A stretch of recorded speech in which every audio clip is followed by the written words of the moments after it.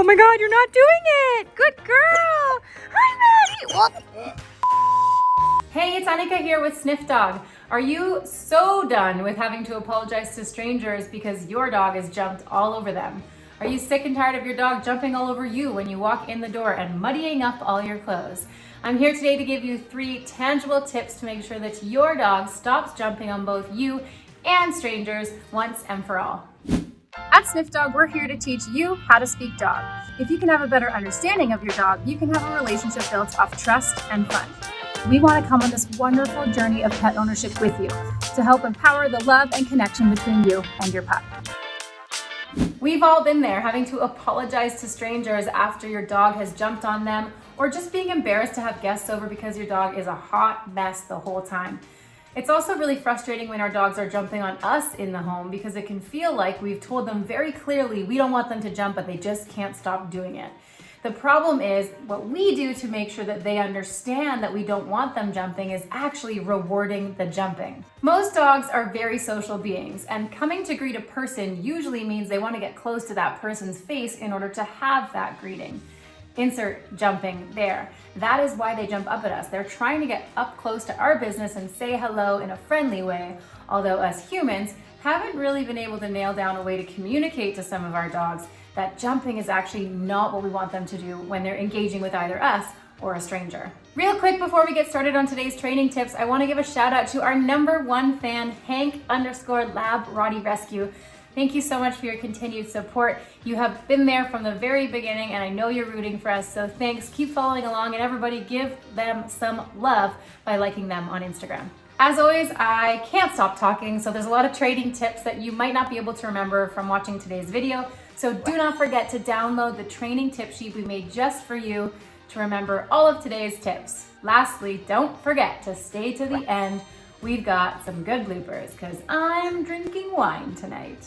What you're gonna need for today's video is a 6-foot leash, a bunch of treats, a hell of a lot of commitment, and your dog's favorite ball or stick. This behavior is really common and it usually lingers a little longer than we feel like it should, hence us feeling in a hurry to nip it in the butt by the time we reach out for help. The reason jumping lingers is most people will say off, off, off, no, no, no, and really engage with their dog when their dog has been jumping for their attention. What do you think your dog just learned there?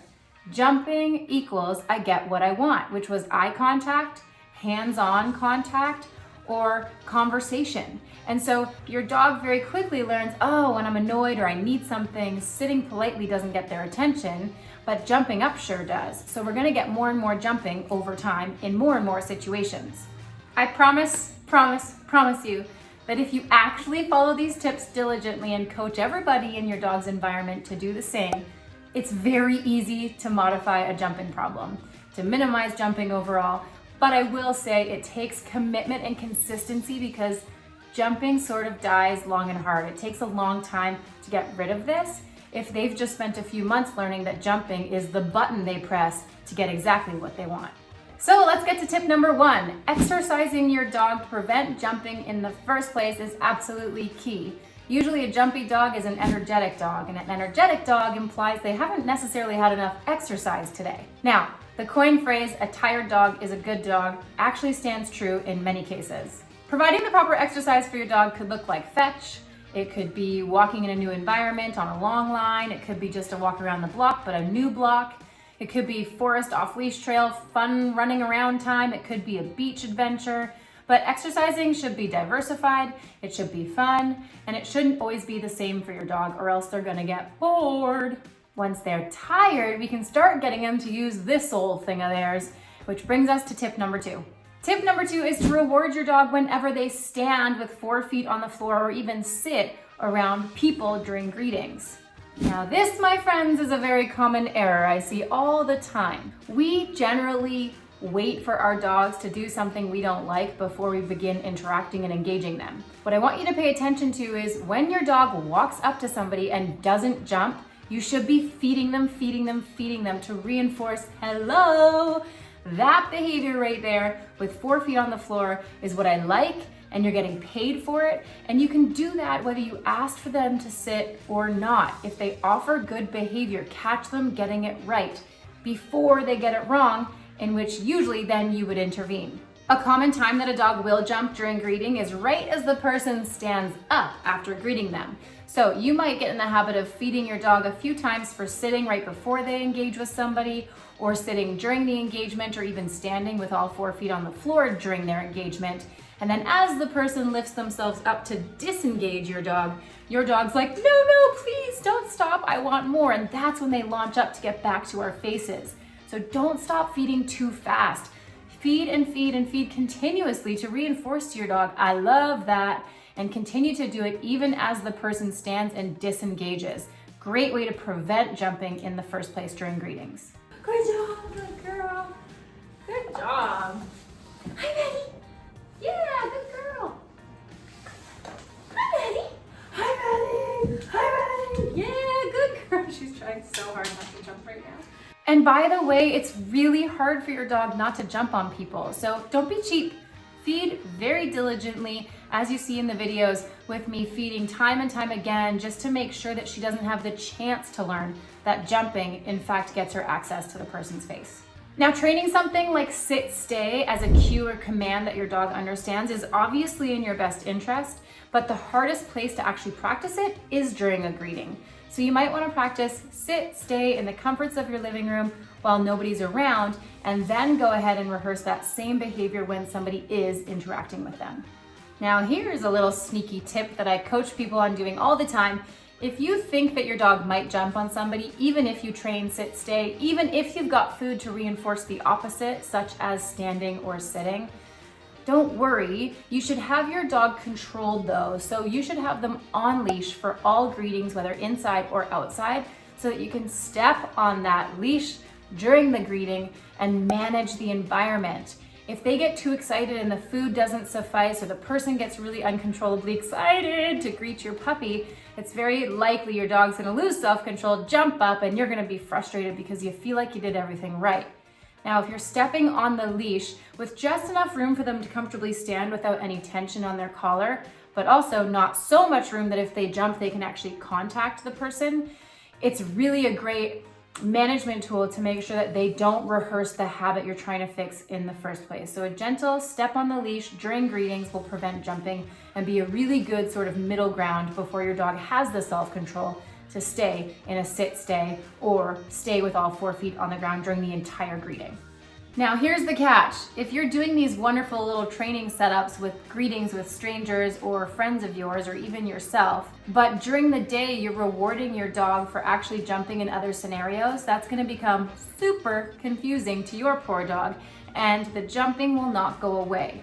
So that leads us to tip number 3. Training tip number 3 is to take away what your dog wants if they jumped to gain access to it. You might need to read that or listen to that a few times over in order to understand what that means. So I'll give you a couple extra helpful tips. If your dog jumps when you're holding food in your hand, for example, and you then give them the food, you rewarded jumping. If you're walking around with a ball and they jump to get the ball, or they jump at the chuck it stick, or they jump for the stick in your hand, and you let them have that stick, whether you throw it or they take it from your hand, you just rewarded them for jumping in a very clear situation. So later on, when they want your attention, they're gonna think that jumping is how they get it. So it's your job to make sure you're not rewarding them for jumping throughout the day. Another example is if you're walking around with their food bowl and they're jumping up in excitement for it, and then you put it down for them. You just communicated that jumping got them what they wanted. So a couple of points. If your dog jumps on you when you come home or during exciting times like feeding time, it's really important you ignore them. Do not say off, do not push them off, turn your back, walk away, walk through a door if you want to, or just wait and ignore them until they do the behavior that you do like. So let's say Cedar jumps on me 3 times when I'm preparing his food, and I can't give him the food right away or else I rewarded the jumping. I'm gonna wait for him to figure out on his own time that sitting or standing for about 15 seconds without jumping is actually what's gonna cause the food to be delivered to him. I could ask him to sit, but I want to see if I can get his brain to problem solve and make these choices without my constant information.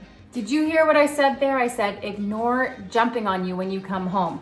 Sometimes it's really exciting to have a dog excited to see you, and that's one of the hardest times to super commit to ignoring the jumping. Just walk away from them and wait until they're calm and done jumping before you engage.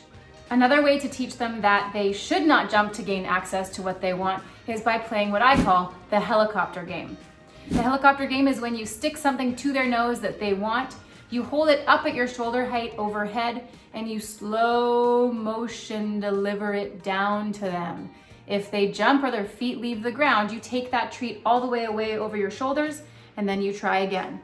You don't tell them what you want, you just wait for them to figure out that jumping makes the food go away, or the ball, and sitting or standing makes the food be delivered to them. Once they wait and they keep their 4 feet on the floor until you hand deliver it to their mouth, you can give them the item that they were waiting for.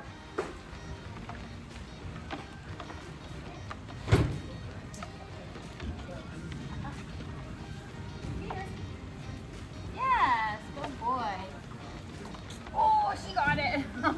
Lastly, you are in charge of making sure that your dog doesn't jump on strangers, so don't put that in the hands of the other people. If your dog jumps during a greeting and you messed up, you missed the management component with stepping on the leash and your sit-stay didn't work, take your dog away from the person. You can use a lure to bribe them away from the person. Don't give them that treat. Or you can just simply take them because they should be on leash, take them away from the person a few feet, and then try again a few seconds later. Make sure that you step on the leash the second time. We want your dog to learn that jumping on people, if you failed in all the other steps, equals they get taken away from the person just for a few seconds, and then they have the chance to try again. Which brings me to my very last point is everything we do here is going to require lots of repetition. Your dog has potentially spent months, if not years, learning that jumping gets them what they want.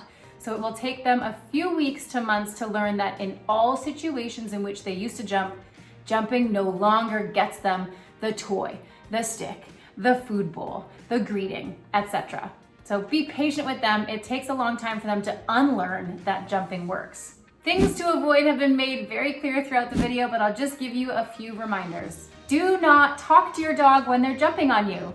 Do not touch your dog when they're jumping on you. Do not give your dog what they want after they've jumped on you. And do not leave your dog to their own devices to figure out what the hell you want from them during greetings with both you and other people without being prepared to manage them or reinforce them for making better choices than jumping. Thank you so much as always for watching today's video. If you are watching from YouTube, don't forget to press the subscribe and notify button so you find out every week when we give you a new free dog training video. Also, if you're watching from Instagram, there are tons of little tidbits on here, so follow us if you're not, but also like, comment, tell us what you want to learn more about, and share it with your friends.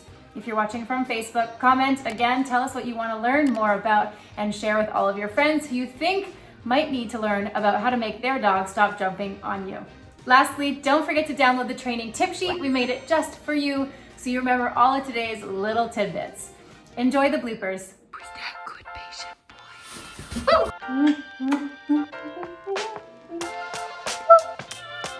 are you chewing on? I'm having a very bad hair day. It's so bad. Like a ski bum. Oh my God, this is so bad. So bad.